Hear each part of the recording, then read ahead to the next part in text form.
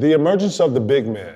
Why haven't you thought big men's shoes did well? Because of the Scottiness or the size, or big men are not cool? So you, Giannis, KD are like the only three guys at that height. I know you won't say you're 7 foot probably, but. No, I'm 7 foot like a motherfucker. Only when you asked me before jump ball, you asked me, am I 7 foot? I can't say that I'm gonna give you an accurate answer off the jump. I can't.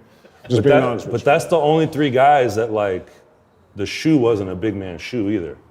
Like I think it's the style of the shoe also. Like it's the style of play you guys had, but then the shoes were still like quick and like you said, light. Barkley's did well. Barkley had a fucking killer he had a nice. But Chuck is what, 6'6"?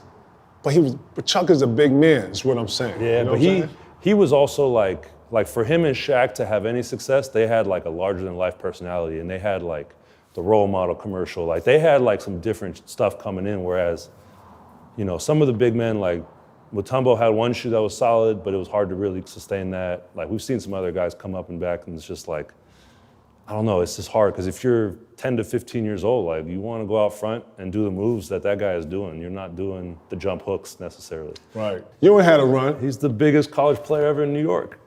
Like I think that was like, you know, the market helps for sure. So I think there's always different variables. Like I always kind of say with shoes, you kind of have like 4 variables and you need to have 3 of them. Like the player has to be somebody that you want to emulate the playing style. Helps. The shoes got to be fresh, great design. I would go like that. The shoes got to be fresh. One or two. Be on one foot. Go ahead. Hopefully the team is winning and they're having a good season. The team ain't got that matters. To do with it, right? And then it's got to be a good price. Like the value of the price got to be right. Yeah. And if you can get 3 of those 4, you got a shot. If you get like only 2 of them, maybe it's not going to work.